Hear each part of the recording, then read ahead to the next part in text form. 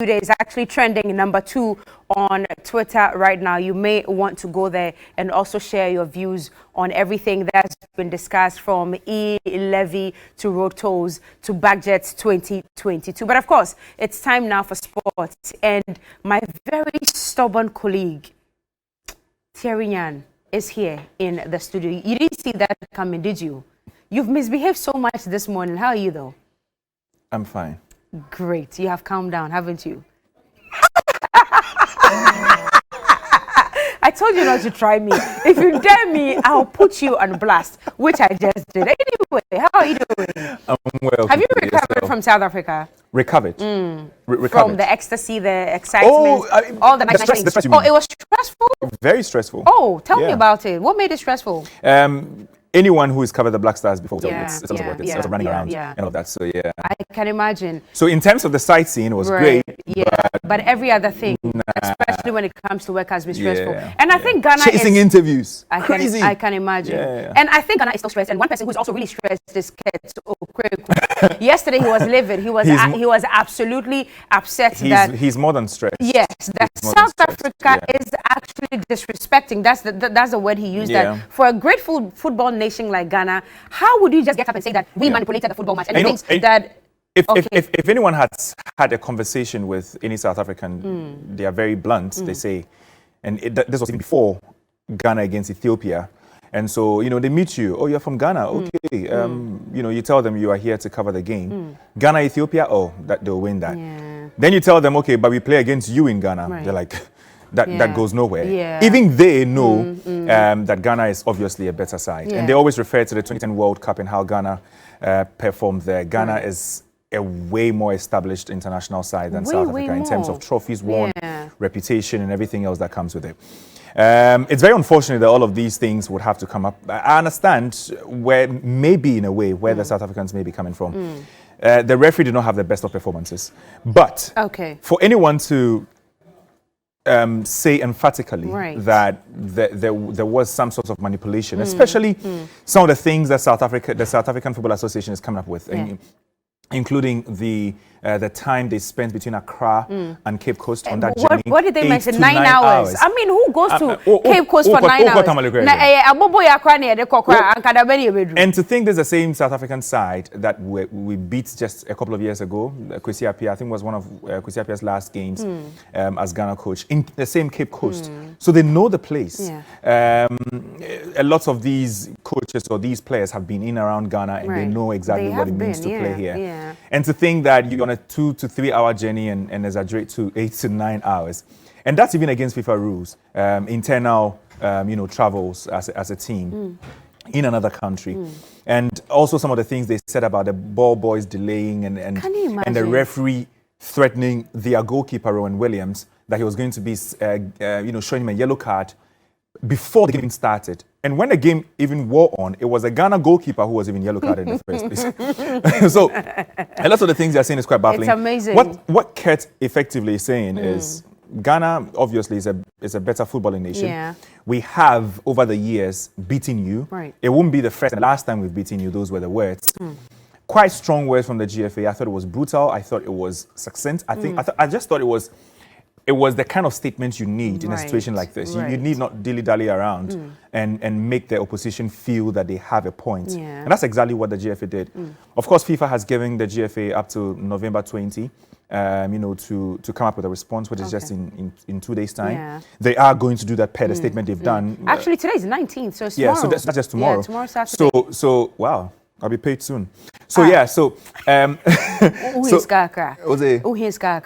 can't even send you Momo. That's the sad part. But let's talk about how I can give you top of the table when we are done. How much do you need? Like $10,000. It's not a problem. It's not a problem. I'm good I know that. Please, you look at the timelines involved. I think the GFA will meet theirs. South Africa had already started the process, but I think it's going nowhere. How do you, even if, I mean, this is between you and me. I hope no one is listening. Nobody's even if watching. It's true that there was some manipulation involved, how do you prove that? Exactly. I mean, some of these things, and especially because the South Africans are going on the line of betting and how there were certain spikes for penalties, and Ghana was assured 2 penalties.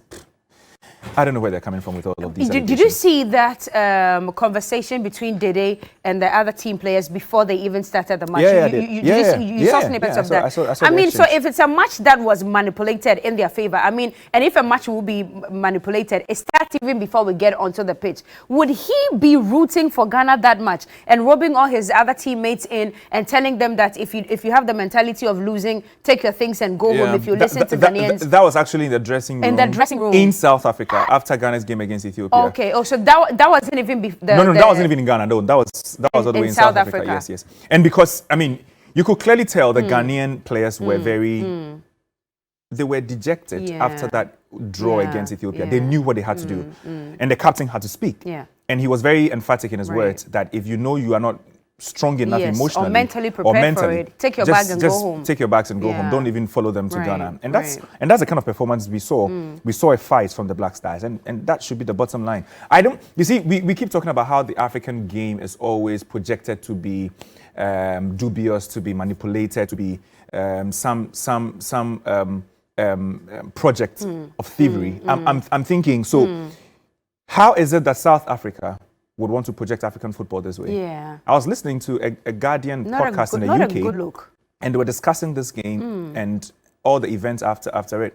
And you would not love to hear some of the things they were saying. As an African, you'll not love to hear them. Too bad. Because these things keep coming from Africa, from South America. It never comes from the North America. It never comes from Europe. It's always here. And it's always down here. And how a whole South African Football Association would want to go to such low levels. Big deal out of it. I thought it was really unfortunate. No, anyway, really. We've discussed this. You know the thing. I'll just check this. All right. So I was in South Africa myself. Okay. Yes, you were. You'd be surprised how they treated the Ghana team in the stadium. Everything before that, I'm not privy to that, so I wouldn't talk about that. There was a lady, I think she's the stadium manager or something, who was to allow us access to the VIP. Because it was behind closed doors. And she wasn't having it? You'd be surprised he walked past the Ghana Football Association president, and when he was alerted that this was Keto Kreku, the Football Association president, he says, and so what? Are you joking? He needed to give ribbons. He didn't care. The deputy minister was there. You should have seen how they treated the deputy minister. And I'm talking about Carlos just walking past high-profile Ghanaian officials who had traveled there, not for a game between Ghana and South Africa, for a game between Ghana and Ethiopia. All of these things were not projected by the Ghana Football Association. Oh. I'm just saying, from where I sit, I think the South Africans are just being sore losers. It was looking very ugly from where you Yes, I understand sitting. Penalty is a very difficult thing to consume if you are on the other end of the results. Yeah. But they are not even mentioning the penalty, for Christ's sake. They're mentioning everything else. Everything else that does not matter. Too bad. Koko, can we take a listen to Keto Kreku's reaction? You can see clearly the South Africans keep shifting goalposts from being robbed by the referee to the match being manipulated by external or third parties, or the match being played by ball boys. How would they even dream that they can match up against the Black Stars in Ghana? How is that possible? South Africa must not be bad losers. And I want to assure everybody in this country that for Danny Jordan to speak against the president of our land is most unfortunate. For Danny Jordan to say that the result of the game will have socioeconomic impact on Ghana, same could be applicable to the Republic of South Africa. Since when did South Africa become a superpower over Ghana in football? Because Ghana will defend our right to the maximum. Okay, so that was Keto Kreku. And so that was a response to what Danny Jordan said. What Danny Jordan had already said. Okay. So maybe we have to take a listen to the allegations from Jordan. Yeah. The fact that there was bet on the match. There was one saying that if Ghana loses this match, there'll be major problems, even for the president of the country, if they lose this match. Then there's another one that says Ghana will at least get 2 penalties. If not, then we will definitely get 1 penalty.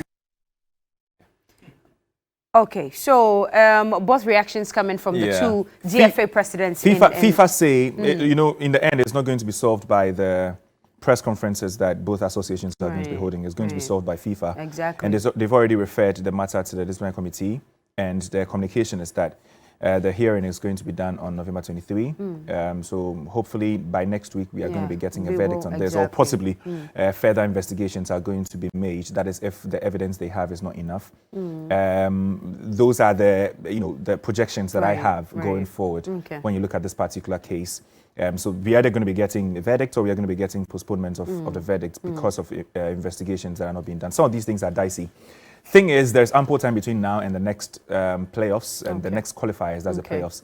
And remember, now that Ghana is one of the candidates, as things stand, we are set to face one of Morocco, Senegal, Nigeria, and all of that.